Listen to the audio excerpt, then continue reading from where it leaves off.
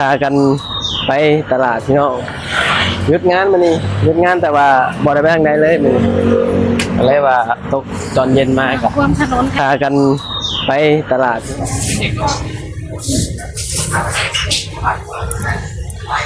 พอดี5 บาทละ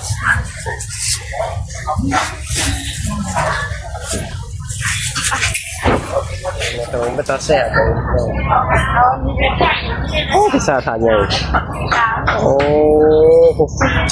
เป็นตัดแซ่บเลยยังลงอันหนึ่งใบเตยเอาใบเตยอยู่บ้าง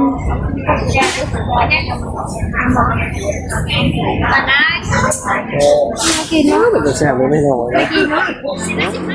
สวัสดีสวัสดีครับผมวันนี้ก็ไปตลาดพี่น้องถ่ายคลิปแบบนี้คือฝนตกแบบพี่น้องนี้ลมกำลังจะไปตลาดแบบฝนไม่ตกเนี่ยยาเลยมันตกตามมุนมีก็ซื้อเราบอกอยู่ตกตามมุนมีก็ซื้อตกบ่แห้งดอกปวดไปหัวตลาดโจกมาเห็นอะไรชนะแต่มันตกแห้งๆก็เขาอาจจะได้เย็นๆแมลงนะแมลงจะได้เย็นๆโอ้ฝนตกลิน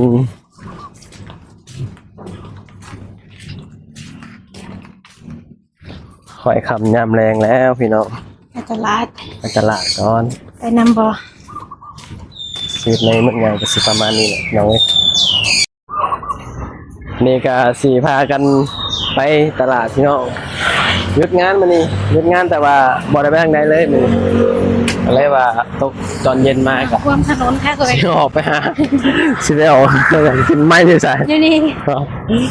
ก็เลยว่าสิออกไปหายังกินก่อนพี่น้องเอ้ยอยู่ตลาดนั่นแหละยังมาแรงตลาดขายของหลายเด้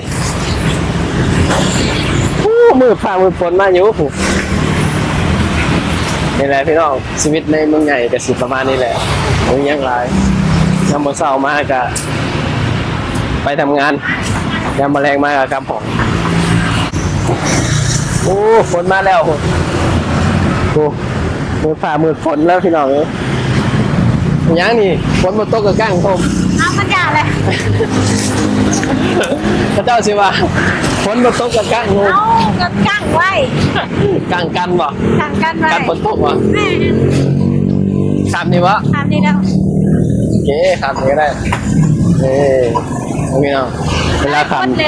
ามถนนมีเห็นโคตรนี่เนาะมันยังไม่ได้อยู่ทางมาลายรอแต่ง3 2 1 1รถไหม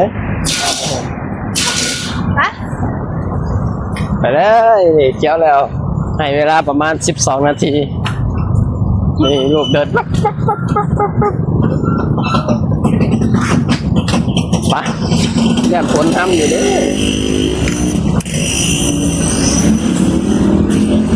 วันนี้เขาสิกินยังไม่ฮะไม่หูตอนนั้นอยากกินตำบักหุ่ง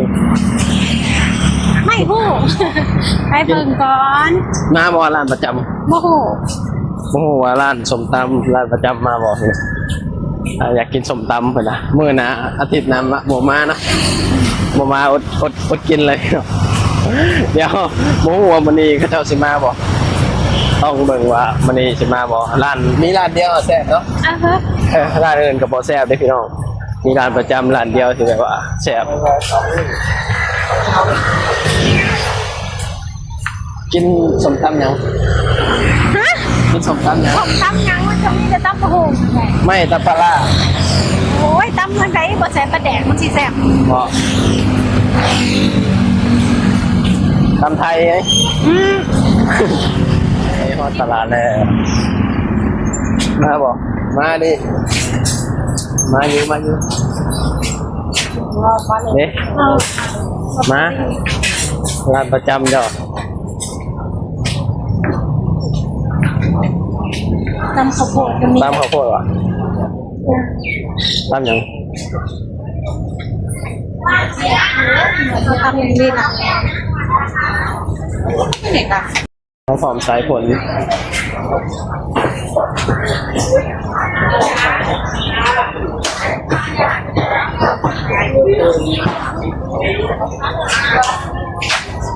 อะไรดิของหวานก่อนอยากของหวานนะ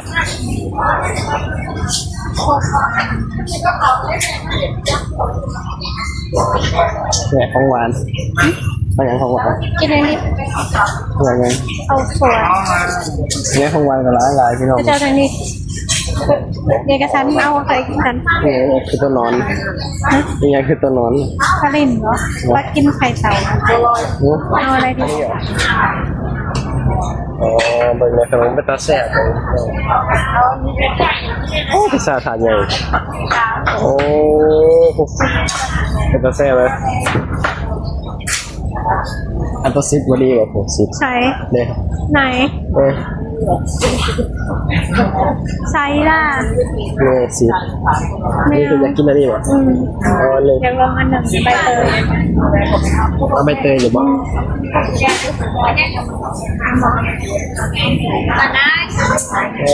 ากินเนาะ เป็นตาแซ่บเลยไม่น้อยนะ กินเนาะ15 บาทเอาอันนี้หนึ่งค่ะราคาซื้อเลยค่ะ พิซซ่าถาดเนี่ย ใบเตยค่ะ ใบเตยนมใบเตย ถ้าลมแรงๆก็หนีแหละลมไม่แรงก็ ในเฮาซื้อกินปลาเผามันอะไร 180 อันนี้วะ นี่ตัวน้อยเอาแล้ว จองแล้วเนี่ยตัวนี้ ได้ดิ เออ เราตัวนี้ก็ได้ ครับเอ้ยมาเบิ่งรองเท้ากันพี่น้องรองเท้าขาดรองเท้าโอ้โหข้างหน้า โต๊ะกรอบไปเปิดแถว โต๊ะฮะเอาสิไปซื้อสมตำมันบรรยากาศอยู่ตลาดพี่น้องไปซื้อสมตำอะไรก็สิได้กลับเนาะยันฝนตกไงมืดพามืดฝนมาเลยปุ๊มืดฟ้ามืดฝนมาแล้ว อันนี้ก็ตำมือ เอาหมดแล้วตำยัง เอาตำหูกับเมื่อเนาะ เมื่อแล้วฝนสิตกไปบ่ายเราออกกันไปซื้อสมตำกัน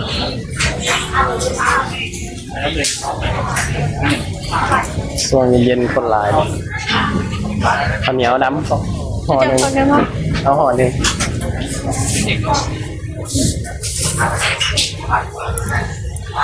พอ ห่ ดี อละ5 บาทละ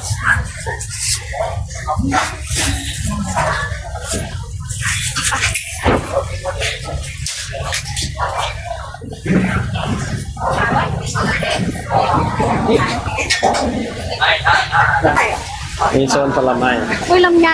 ลำยองลำไย พ่อใหญ่ท้ายเขาแล้วไฟฟ้าน่ะ ฮะ ท้ายเขาไฟฟ้า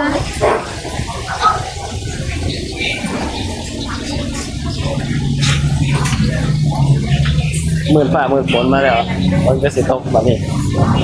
ซึ่งสมตำอะไรกับสีได้พากันครับ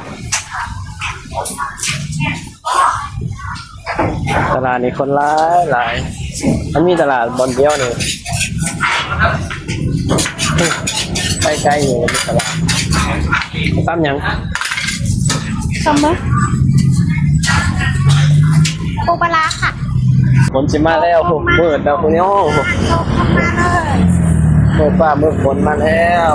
ลงมาโลด รถรถมาแรงนี่จะได้นอนเย็นๆสบายเนาะพอแดดค่อยขับย้ำแรงรถเป็นบันบ่คือบ้านเฮาเด้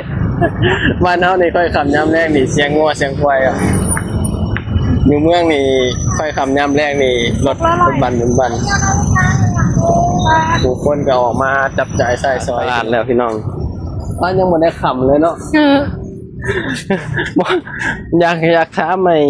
พี่ๆว่ายังอยู่ไทยคือแบบว่ายังบ่ทันคำแล้วไฟทางเปิดแล้วไฟเส้นทางเปิดแล้วพี่น้องหรือว่ามันเปิดอัตโนมัติบ่หรือยังไงนั่นเปิดอัตโนมัติบ่มันเมื่อเลยเปิดเลยบ่ แม่นว่า ยังบ่ทันคำแล้วไฟทางเปิดเลยพี่น้องเอ้ยอยู่เมืองไทยอ่ะแบบว่าไฟแบบสว่างทั้งคืนน่ะพี่น้องเอ้ยน่าจะเป็นไฟอัตโนมัติอ่ะเนาะ เห็นแบบว่ามันแบบเปิดเองอะนะ แล้วมื้อเช้ามาก็อาจจะปิดเองแต่พี่น้องบรรยากาศเหมือนฝนจะตกแต่ว่าว่ามันก็คือสิบ่ตกดอกหนึ่งเนาะหนึ่งท่าทางนึงคือสิบ่ตกพี่น้องเป็นแจ้งมาเลยยันบ่ตกอยู่พี่น้องเอ้ย บอกแอ ฮะ มือหุงมือตั้มมือหุงมือน่ะคือ50มือนี่คือ40ก็40ได้ปกติ มือน่ะ ให้ 50 เว้า50 ไปตั้มค่อยซื้อมือน่ะ50 อ๋อ40มาแล้ว เจ้าไปซื้อเจ้าจะซื้อเขาลดหายเพราะข่อยไปซื้อแล้วเขาขึ้นราคาว่า 50มื้อใด มือก่อนข่อยซื้อกับนางนั่น50 บาท เอาบ่ อ่า จังแล้วข่อยซื้อมีแต่40สมตำนี่ลุงละ40 บาทวันนี้ก็ได้สมตำกับปลาเผามากินพี่น้องประมาณนี้แหละเนาะอ่ะตอนนี้เฮาก็สิได้ขึ้นไปกินข้าวฮ้อนหอพักแล้วพี่น้องเนาะก็สิได้ปิดคลิปแล้วบัดนี้ไว้พบกันคลิปหน้าเด้อขอบคุณพี่ๆน้าๆป้าๆลุงๆหลายที่เข้ามาติดตามเข้ามาซัพพอร์ตเฮา2คนมาสู่งานในเมืองใหญ่ประมาณนี้พี่น้องพอกันคลิปหน้าแล้วทีนี้ไปแล้วสบายดีสวัสดีครับผม บ๊ายบาย